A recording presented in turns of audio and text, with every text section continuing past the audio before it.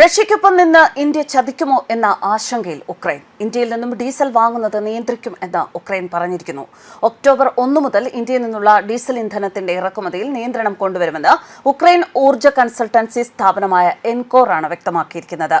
India Russian എണ്ണ വാങ്ങുന്നതിന്റെ പശ്ചാത്തലത്തിലാണ് ഈ തീരുമാനം.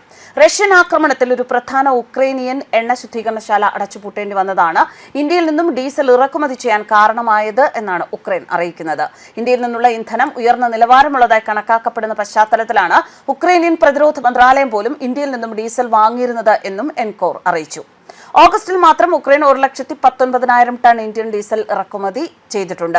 ഇത് ഉക്രൈന്റെ മൊത്തം ഡീസൽ ഇറക്കുമതിയുടെ 18%. യുദ്ധം ആരംഭിക്കുന്നതിന് മുൻപ് ബെലാറസിൽ നിന്നും റഷ്യയിൽ നിന്നുമായിരുന്നു ഉക്രൈൻ ഇന്ധനം വാങ്ങിയിരുന്നത്.